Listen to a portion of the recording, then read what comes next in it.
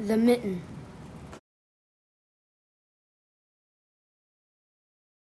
Read by Miss Stanley. Okay.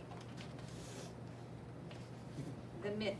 It was the coldest day of the winter, and a little boy was trudging through the forest, gathering firewood for his grandmother. "Bring back all you can find," the old woman had said, and she sat knitting a pair of mittens. "The north wind blows very cold, and we must have a good fire to keep us warm." All morning the boy worked, picking up sticks until his sled was well loaded. Then a very strange thing happened. Just as he picked up the last stick, he dropped one of his mittens in the snow. Now, how a boy could do this on the coldest day of the winter, I'll never know. But that's the way my grandfather tells the story. Off he went with his load of wood, and the mitten was left lying on the snowdrift. Did we recently have some little snowdrifts? We did, just a few days ago. Very little. As soon as we were out of sight, as soon as he was out of sight, a little mouse came along. He was scurrying through the woods. Now this little mouse was cold, and when she spied the mitten, it just made her body warm. It was feathery, furry cuff, and she popped right inside the mitten to get warm. It was just the right size for the little mouse. Presently, a green frog came hip-hopping over the snow. "Anybody home?" she asked when she saw the mitten. "Only me," said the mouse, "and come in quickly before you freeze." They had no sooner settled themselves snugly in the red wool lining when an old owl flew over. "May I join you in that lovely mitten?" he asked. "Well, only if you mind your manners," said the mouse. The owl always made her a little nervous. Why would the owl make the mouse nervous? What do you think? Because owls eat rodents. Exactly. I love your words. You say rodents? Yeah, owls eat rodents, and a mouse is a rodent. So that would make the mouse a little nervous if the owl's coming in to stay too. "And don't wiggle around too much," said the frog, "because it's already a bit tight in here." It wasn't long before a rabbit came down the forest path. "Is there room for me in the nice warm mitten?" asked the rabbit. "It's awfully cold out here." "Not much space left," said the mouse, and the frog said to the owl, "But come in. We'll see what we can do." Even before the rabbit had gotten herself tucked in, a fox trotted along, sniffing at the mitten. And after a good deal of trouble, she got herself in the mitten with the rest of the animals. The mouse was beginning to think, maybe she shouldn't have been so generous to share her new little warm house. But it was bitterly cold outside. What else should she do? And now, if it wasn't bad enough, the next visitor was, what do you think came along next? A wolf, he says.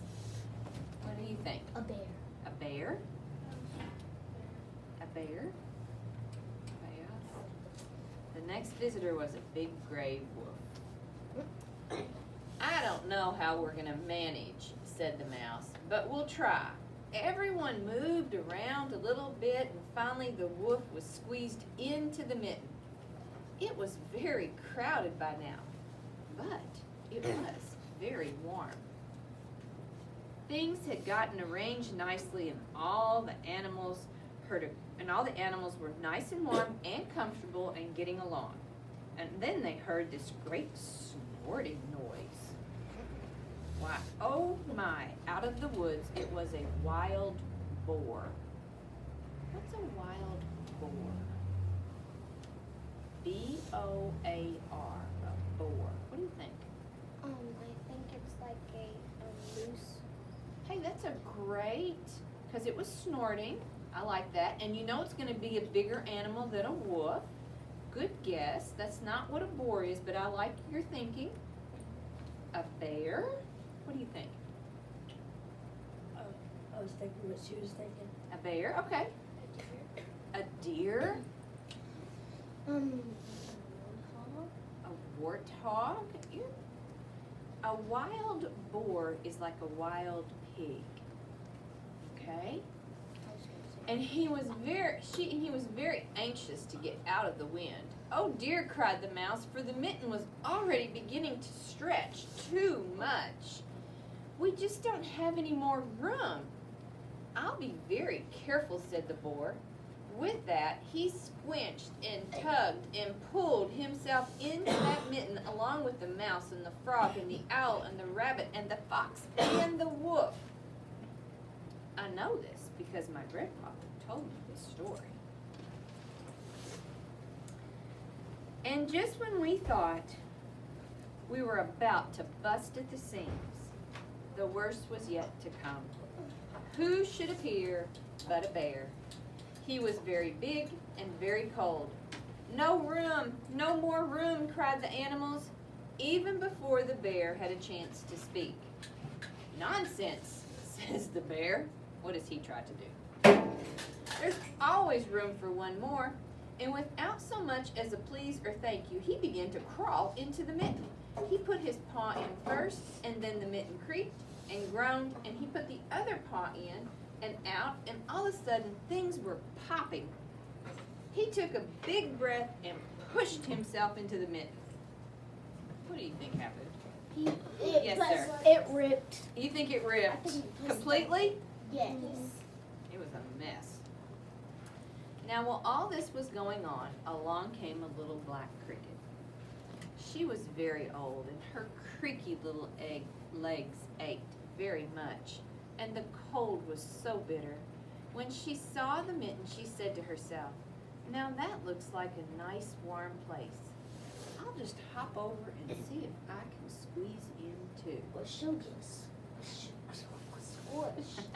They would think so too. That's all that was needed to finish off the poor little mitten. The cricket had no more than put one of her dainty little feet into the mitten when with a rip and a snap the stitches came apart and the old leather cracked and the soft red lining split apart in half, popping all of the animals out into the snow. Well, at that very moment, the little boy discovered that he only had one mitten. So he went back to see where he might have dropped the other. But all he could find were the ripped apart pieces. And he thought he saw a little mouse scurrying away with a little bit of red wool perched on her head. It looked very much like the lining from the thumb of that missing mitten. "Oh well," said the boy as he snuggled his cold hand inside his coat. "My grandmother will have surely finished my new mittens by now." And he hurried home with the north wind nipping at his cheeks.